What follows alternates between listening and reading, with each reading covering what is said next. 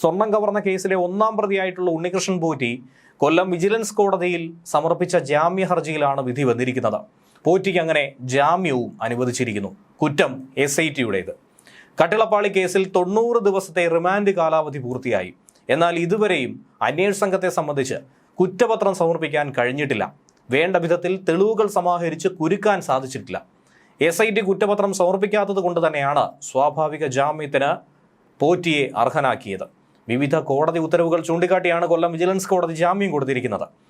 കുറച്ച് ഉപാധികൾ വെച്ചിട്ടുണ്ട്. കേരളത്തിന് പുറത്തേക്ക് പോകരുത്, അതുപോലെ പത്തനംതിട്ട ജില്ലയിൽ പ്രവേശിക്കരുത്, ചൊവ്വാവെള്ളി ദിവസങ്ങളിൽ അന്വേഷണ ഉദ്യോഗസ്ഥന് മുന്നിൽ ഹാജരാകണം എന്നിങ്ങനെയുള്ള കാര്യങ്ങളാണ് പറഞ്ഞിരിക്കുന്നത്. പക്ഷേ അതുകൊണ്ട് പോറ്റി രക്ഷപ്പെട്ടു എന്ന് കരുതേണ്ടതില്ല. പോറ്റിയെ ജയിലിടിഞ്ഞാലും പുറത്തു വരാത്ത രീതിയിൽ കുടുക്കാനുള്ള ഉഗ്രലക്ഷ്യവുമായി ED സംഘമാണ് കാത്തിരിക്കുന്നത്. ജാമ്യം കിട്ടി പുറത്തിറങ്ങുന്ന സാഹചര്യത്തിൽ തന്നെ പോറ്റിയെ പിടിക്കാൻ എൻഫോഴ്സ്മെന്റ് തക്കം പാർത്തിരിക്കുന്നു. പോറ്റി പുറത്തിറങ്ങിയാൽ ഉടൻ തന്നെ പോറ്റിയെ ചോദ്യം ചെയ്യണം, കസ്റ്റഡിയിലെടുക്കണമെന്ന നീക്കത്തിൽ തന്നെയാണ് ED കാത്തിരിക്കുന്നത്. ജാമ്യം കിട്ടുന്ന തൊട്ടടുത്ത ദിവസം തന്നെ ചോദ്യം ചെയ്യലിന് ഹാജരാകാൻ നിർദ്ദേശിച്ചുകൊണ്ടുള്ള സമൻസ് ആയിരിക്കും ED ആദ്യം നൽകുക. ചോദ്യം ചെയ്യലിന് ശേഷം ഒരുപക്ഷെ അറസ്റ്റിനടക്കം സാധ്യതയുണ്ട്. കേസ് മറ്റൊരു തലത്തിലേക്ക് കൊണ്ടുപോകാൻ തന്നെയാണ് ED തീരുമാനിച്ചിരിക്കുന്നത്. SITയുടെ അന്വേഷണത്തിനുണ്ടായിരുന്ന പരിമിതികൾ ഏറെ ചർച്ച ചെയ്യപ്പെട്ട ഒരു വിഷയം തന്നെയാണ്. SIT ആർക്ക് വിധേയപ്പെട്ടിരിക്കുന്നു എന്ന ചോദ്യവും ഏറെ ചർച്ച ചെയ്യപ്പെട്ടിട്ടുള്ള ഒരു വിഷയം തന്നെയാണ്. SIT ആരെ സംരക്ഷിക്കുന്നു എന്ന കാര്യവും സമാനമായി വിവാദത്തിലേർപ്പെട്ട വിഷയമാണ്. അതുകൊണ്ട് തന്നെ SITയുടെ അന്വേഷണം ഒരു ഭാഗത്ത് പോകട്ടെ. അതിൻ്റെ ഒന്നാം ഭാഗം കഴിഞ്ഞിരിക്കുന്നു. രണ്ടാം ഭാഗത്തിലേക്ക്, കേസ് അന്വേഷണത്തിലേക്ക് ED കടന്നു വന്നതോടെ കാര്യങ്ങൾ മറ്റൊരു വഴിത്തിരിവിലേക്ക് പോകുമെന്നാണ് പറയുന്നത്. EDയെ സംബന്ധിച്ച് പ്രധാനമായും പോറ്റിയുടെ അനധികൃത സ്വത്ത് സമ്പാദനമായിരിക്കും വിഷയം. അനധികൃത സ്വത്ത് സമ്പാദനത്തെക്കുറിച്ച് അന്വേഷിക്കുമ്പോൾ ആ സ്വത്ത്, ആ പണം അത് എവിടെ നിന്ന് വന്നു? അത് അയ്യൻ്റെ സ്വത്ത് വിറ്റുണ്ടാക്കിയ പണമാണെന്നുള്ള കാര്യത്തിൽ സംശയമില്ല. അങ്ങനെയെങ്കിൽ എവിടെയാണ് അയ്യപ്പൻ്റെ സ്വർണം ഒളിപ്പിച്ചത്?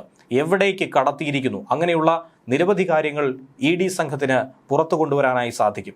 അനധികൃത സ്വത്ത് സമ്പാദനം നടത്തിയെന്ന നിഗമനത്തിന്റെ അടിസ്ഥാനത്തിൽ ഇതിനിടയിൽ തന്നെ ഉണ്ണികൃഷ്ണൻ പോറ്റിയുടെ 1,30,00,000 രൂപ വിലമതിക്കുന്ന സ്വത്തുവകകൾ ED നേരത്തെ തന്നെ മരവിപ്പിച്ചിരുന്നു. വട്ടിപ്പലിശയ്ക്ക് പണം കൊടുത്ത് നിരവധി ആളുകളുടെ സ്വത്തുകൾ സ്വന്തം പേരിലും ബന്ധുക്കളുടെ പേരിലുമൊക്കെ പോറ്റി പ്രമാണം ചമച്ച് സ്വന്തമാക്കിയിട്ടുണ്ട്. അത് സംബന്ധിച്ച് ഒരുപാട് സിവിൽ കേസുകൾ പലവിധ കോടതികളിലായി നിലനിൽക്കുന്നുണ്ടായിരുന്നു. പക്ഷെ അതൊക്കെ പിന്നീട് ഒത്തുതീർപ്പാക്കി മാറ്റുകയാണ് ചെയ്തത്. ക്ഷേത്ര പൂജാരി മാത്രമായിട്ടുള്ള പോറ്റി ഏറെ കുറഞ്ഞ ഒരു കാലയളവിൽ ഇത്രയധികം സ്വത്ത് എങ്ങനെ സ്വന്തമാക്കി? എങ്ങനെയാണ് ഇത്രയധികം ധനികനായി മാറിയത്? അതിൻ്റെ ഉത്തരം പോറ്റിക്ക് നൽകിയേ മതിയാകൂ. ഇനി പോറ്റിയെ സംരക്ഷിക്കുന്ന ഉന്നതരുടെ വിവരങ്ങളടക്കം പോറ്റിക്ക് പറഞ്ഞു കൊടുക്കേണ്ട ഒരു സാഹചര്യം ഉണ്ടാകും. മണി ലെൻഡേഴ്സ് ആക്ട് അനുസരിച്ചുള്ള സർക്കാർ ലൈസൻസി അല്ലാത്ത പലിശയ്ക്ക് പണം നൽകുന്നതൊക്കെ നിയമവിരുദ്ധമായ കാര്യമാണ്. ലൈസൻസ് ഉള്ള മണി ലെൻഡർമാർക്കും വാണിജ്യ ബാങ്കുകൾ ഈടാക്കുന്നതിനേക്കാൾ 2% അധിക പലിശ ഈടാക്കാൻ മാത്രമേ അവകാശമുള്ളൂ, അതിനുള്ള അനുവാദമുള്ളൂ. നേരത്തെ ഇക്കാര്യങ്ങൾ കാട്ടി പോറ്റിക്കെതിരെ മറ്റൊരു കേസ് കൂടി രജിസ്റ്റർ ചെയ്യാൻ SIT ആലോചിച്ചു. പക്ഷെ പിന്നീട് അത് ഉപേക്ഷിച്ചു എന്ന് വേണം മനസ്സിലാക്കേണ്ടത്. ED സംഘം എത്തിയത് കൊണ്ടാണോ അതോ മറ്റ് കാരണങ്ങളുണ്ടോ എന്നത് ഇപ്പോഴും ദുരൂഹമായി നിലനിൽക്കുന്ന ഒരു വിഷയം കൂടിയാണ്. വീണ്ടും SIT കസ്റ്റഡിയിൽ എടുത്താൽ അതൊരു പക്ഷേ പോറ്റിയെ ചൊടിപ്പിച്ചേക്കും. പോറ്റി സഹികെട്ട് മറ്റു കാര്യങ്ങൾ വിളിച്ചു പറഞ്ഞേക്കും. നിലവിൽ കട്ടിളപ്പാളി കേസിലും സ്വർണം കട്ട കേസിലുമൊക്കെയായി 90 ദിവസം പൂർത്തീകരിച്ചു കഴിഞ്ഞാൽ വളരെ എളുപ്പത്തിൽ പുറത്തിറങ്ങാം. ഒരു 3 മാസം സഹിച്ച് ക്ഷമിച്ച് അകത്ത് കിടക്ക് എന്നുള്ള ഉപദേശം പോറ്റിക്കിനി ആരെങ്കിലും കൊടുത്തിട്ടുണ്ടോ എന്നുള്ളതും അറിയണം. സ്വർണ്ണക്കൊള്ളയിൽ മന്ത്രിമാരടക്കമുള്ളവരുടെ പേരുകൾ ഒരുപക്ഷെ പോറ്റി പുറത്തു പറയുമോ എന്ന ഭയം സർക്കാരിനെ അലട്ടുന്നുണ്ടായിരിക്കാം. ഇടതുപക്ഷത്തെ ഏറെ വെല്ലുവിളി ഉയർത്തുന്ന, പ്രതിരോധം തീർക്കുന്ന ഒരു വിഷയമായിരിക്കാം. അതുകൊണ്ട് തന്നെ ഉന്നതങ്ങളിൽ നിന്നും SITക്ക് സമ്മർദ്ദമുണ്ടായോ എന്നുള്ളത് പ്രതിപക്ഷ നേതാവ് VD സതീശൻ പറയുന്നത് ശരിയാണോ എന്നുള്ളത് കൂടി ഇനി അറിയേണ്ടതുണ്ട്. ആ സമ്മർദ്ദത്തെ തുടർന്ന് തന്നെ ആയിരിക്കും ഒരുപക്ഷെ ആ കേസെടുക്കുന്ന നീക്കം ഉപേക്ഷിച്ചതെന്നും കരുതുന്നു. അതല്ല എങ്കിൽ ആ കേസെടുത്തിരുന്നെങ്കിൽ ഒരുപക്ഷെ പിന്നെയും ഒരു 90 ദിവസത്തെ സാവകാശം ഈ പറയുന്ന അന്വേഷണ സംഘത്തിന് കിട്ടുമായിരുന്നു. എന്തുകൊണ്ട് അങ്ങനെ ഒരു സാധ്യത ഉണ്ടായിട്ട് അത് തള്ളിക്കളഞ്ഞു എന്നുള്ളതും പ്രധാനപ്പെട്ട ഒരു ചോദ്യമാണ്. സർക്കാർ തലങ്ങളിൽ നിന്നും ഒരു സമ്മർദ്ദം ഉണ്ടായിരിക്കാം. അതുകൊണ്ട് SIT അറസ്റ്റ് രേഖപ്പെടുത്താൻ മടിച്ച് മുന്നോട്ട് പോയതെന്നാണ് കരുതുന്നത്.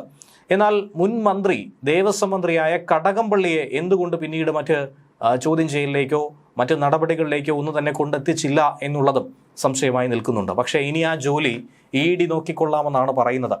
കടകംപള്ളി സുരേന്ദ്രനെ ED എന്തായിരുന്നാലും ചോദ്യം ചെയ്യാൻ തീരുമാനിച്ചുറപ്പിച്ചിരിക്കുന്നു. അതിൻ്റെ ആദ്യ പടി എന്ന രീതിയിലാണ് ഉണ്ണികൃഷ്ണൻ പോറ്റിക്ക് ഇനി സമൻസ് കൊടുക്കാൻ പോകുന്നത്. ഒപ്പം തന്നെ മുൻ ദേവസ്വം ബോർഡ് പ്രസിഡന്റായിട്ടുള്ള PS പ്രശാന്തും വലയിലാകും എന്ന് വേണം കരുതാൻ. EDയുടെ അന്വേഷണ പരിധിയിൽ തന്നെയാണ് PS പ്രശാന്തും.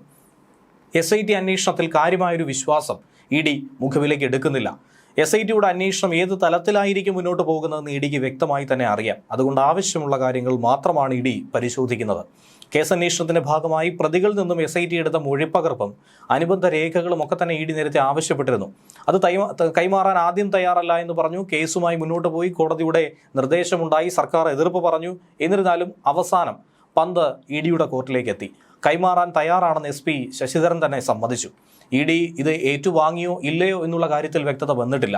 സ്വന്തം നിലയ്ക്ക് തന്നെ പ്രതികളെ ചോദ്യം ചെയ്ത് അതനുസരിച്ച് തെളിവ് ശേഖരണത്തിനാണ് ഇ ഡി തീരുമാനിക്കുന്നത്.